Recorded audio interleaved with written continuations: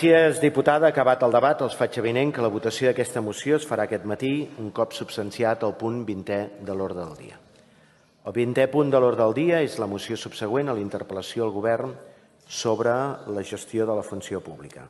És presentada pel grup parlamentari de Junts i per exposar-la té la paraula el diputat senyor Agustí Colomines i companys.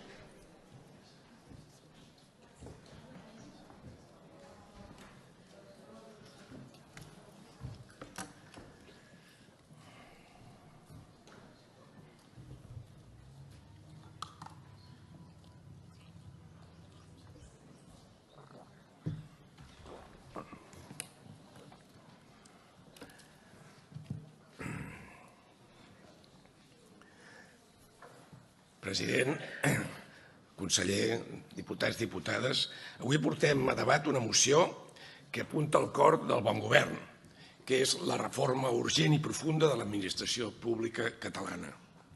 Perquè cal dir-ho en claredat, l'actual arquitectura administrativa, hereva d'inèrcies antigues i d'acumulacions normatives interminables, ja no serveix per afrontar els reptes d'un país modern i exigent com el nostre. L'era de la intel·ligència artificial ja és aquí i l'administració no pot quedar enrere. La ciutadania ens ho retreu cada dia. Tenim una administració lenta, opaca, massa rígida, que dificulta la vida de la gent i frena iniciatives socials, econòmiques i culturals. I també ens ho recalquen els servidors públics, desbordats per la manca de personal, per processos administratius mal dissenyats i per una direcció més política que tècnica, que sovint no sap gestionar amb eficiència. Ho acabem de constatar amb la impossibilitat del govern de pagar els endarreriments salarials als treballadors de la Generalitat per manca de planificació. I és per això que reprovem el govern i hem presentat en aquesta moció a la reprovació.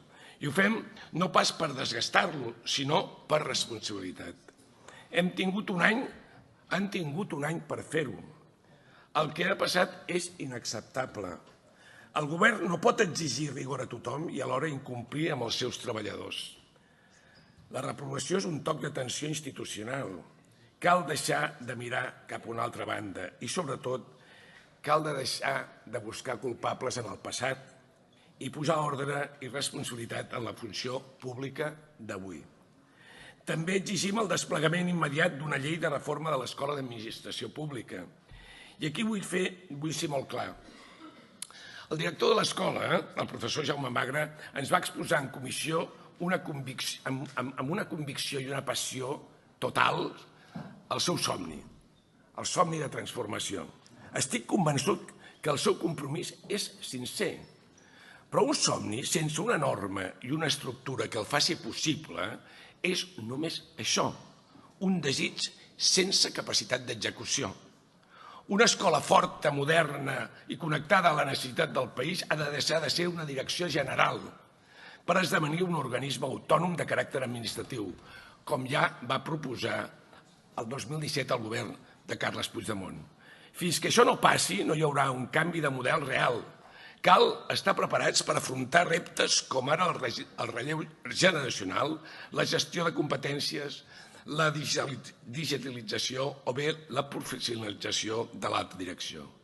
I això encara és més necessari arran del traspàs a la Generalitat acordat entre el govern espanyol i Junts de la gestió dels secretaris interventors i tresorers municipals, perquè és previst que l'Escola d'Administració assumeixi la formació en el procés de selecció.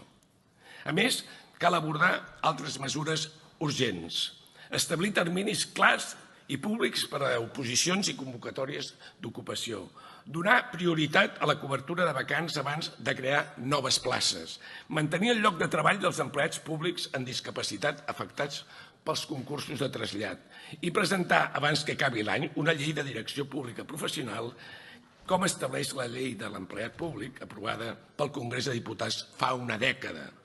Una llei que no presenti escletxes per on blindar polítics encoberts de tècnics, que és el temor expressat fins i tot per membres de la CETRA. També reclamem al govern que després de l'estiu faci arribar a aquesta cambra l'informe complet de la CETRA, visat per Evalua, perquè es pugui debatre públicament. No pot ser que el debat sobre la modernització de l'administració es faci d'esquena al Parlament. L'administració no és una maquinària tècnica, neutra i aliena al país. És la cara visible de la Generalitat. És el primer contacte que té la ciutadania amb l'administració. I si aquest contacte és frustrant, opac o insuficient, el descrèdit institucional s'estén com una taca d'oli. En definitiva, necessitem una administració republicana en el sentit més profund del terme, meritocràtica, transparent, justa i al servei del bé comú. I això no s'aconsegueix amb retòrica ni amb anuncis o bé amb programes temporals, sinó amb reformes valentes, amb lleis clares i amb voluntat política de canviar les coses. Gràcies.